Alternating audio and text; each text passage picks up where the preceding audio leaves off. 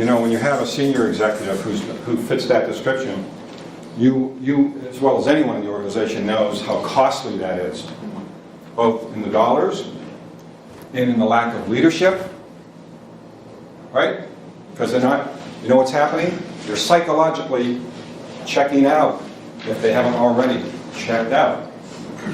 One of the things I learned during marriage counseling many years ago, before the couple, if they didn't make it, almost many of them, when they would come in, I would check them out and say, okay, you really wanted to make this work. Because oftentimes I found one or the other had already psychologically checked out. And I didn't want to waste my time. So we find many executives and people at every level, before they leave, or before you see the performance, which are the symptoms, right, of poor behavior, they've checked out in some way. So our job here is to get to them before they've checked out. That means you've got to be in touch with your clients, your internal clients. You've got to be in touch with what's going on. Because if you wait till the performance is so bad, I've seen so many people fired, and if someone had just gotten to them earlier on, you might have been able to help them make the adjustments. Because core themes isn't just about finding out what you're really passionate about and then leaving. No. It's about making adjustments in your life. And most people don't want to leave their company, don't want to leave their job, but they get to the point like it's just not working anymore. And I really believe that we, people who work with people, whether you inside or me outside, are responsible about that stuff. And we have to get to them.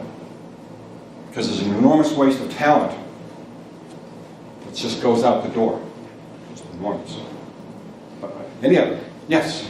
I want to know how I could use this with changing cultures, because we've got so much diversity now in our company as we've merged 3 times. So I have a lot of cultures going on and a lot of geographic territory, so everyone has much different needs than we had in the past. Yeah. And see, what happens in that situation sometimes is because of the cultural change, and we know all of us have been involved in that. You have certain needs, or your people have certain needs, and now the culture's changed, and it doesn't match up with their needs. How many times have you heard, and I've heard from people, damn, the company's changed. It's not the same place when I started. And so, people like that, I don't want to answer the question now, I just want to get, but people have to take accountability and pay attention to what's going on, or they're going to get lost in the shuffle. I saw an individual just 2 days ago, mid-40s, already 30 years in the company. Believe it or not, 30 years, mid-40s. So you know he started when he was still in diapers, right? Something's not working. And others are recognizing it. He hasn't. And so they made a referral to me to see what's going on. Because he's a valued, very valued person. Look at his history, look at his past performance. Achievements. Something has changed in the organization, and guess what also changes? Management, leadership. So I don't want blonde anymore, I want brunette. It's like, blondes were great, but I want changes, and people have to Judith was telling me how difficult it is for people up in Western Maine to change. Yeah, it is a difficult thing. Any other? David? Just appreciating the fact that for people who tend to be a bit more complacent, that maybe change, inherent with change, are going to be opportunities. Maybe the change is going to be better. Don't just look at it as changing, but look at make change synonymous with opportunities. And that's part of our job, is to help people open their minds to that. Yeah. When the flood of tourists come into Kennemunkport, I cringe because I live in Cape Porpoise. But it's opportunities for the merchants, a lot of other people. For me, it's a pain. So I have to adjust my attitude, you see. Anyone else? Yes? Mayor? In our organization, one of the things that we struggle with specifically around retention is that people in our organization see HR as responsible for retention. So one of the things we're always talking about is how we're all retention officers, how we're all here to work and retain our employees in the workforce. So thinking about what you're sharing with us today, how do we go back to our organization and apply these concepts and practices to our leadership within our organization, regardless if that's our supervisor to our president.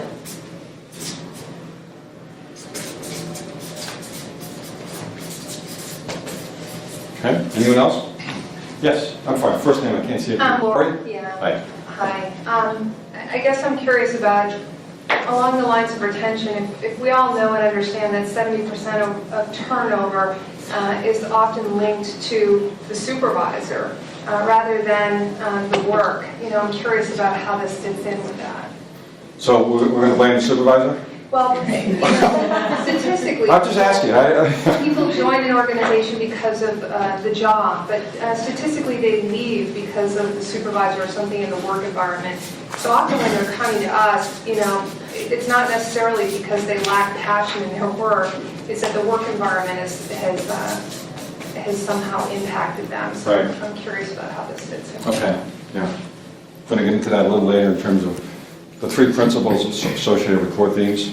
And the second one is what you mentioned, the person not getting along with people they work with for whatever reason, in this case, the supervisor. But I have to be careful here in terms of time, but that triggers a response from me when you say, well, the person comes to you and says the supervisor's a problem, No. The person I looked at in the mirror this morning in my hotel room? It was me. I'm responsible. Not the supervisor, not God, not my wife, not my dog. Me. I am. So yeah, I can point the finger. Tracy was a lousy supervisor. She should have promoted. Well, okay. Maybe she should, maybe she should. Accountability, we hear it a lot. We as adults, those of us especially who have children, teach our kids how to be accountable and responsible. Well, same goes true for our employees. So, I like to have those people sort of turn things around and say, okay, what's happening with your supervisor that isn't working for you? 'Cause I hear that a lot. And you do. Okay, anything else? Okay. All right. Before I get too much into this, I want to introduce two of the people here that you're going to hear from in a little while. They have some exciting stories, I think, exciting stories to tell. How about introducing yourself briefly? Okay. I guess that's me, right? Ernie's not in the room anymore, but he stood up and you told him to sit down. So anyway, my name is owner of a company that I started right after working with Ray last fall by the name of the Seacoast Leadership Group. And we work with individuals and organizations who are successful and we bring them to the next level of success.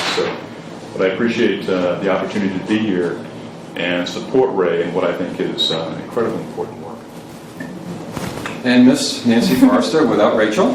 I'm Nancy Forrester, and I have been a management consultant for a lot of years, and I did some work with Ray that concluded last June, and I'm happy to announce I'm still a management consultant. I've shifted my work somewhat, and when I tell you my story, I will be attempting to relate to you in a way that will help you possibly identify employees within your organization, although I work on the outside of organizations. And Lori, your question in what you'd like to get, I can relate to it because in part that's what happened to me, very indirectly. But I'm happy also to be here and support Ray, and I think it's awesome. Thanks, guys.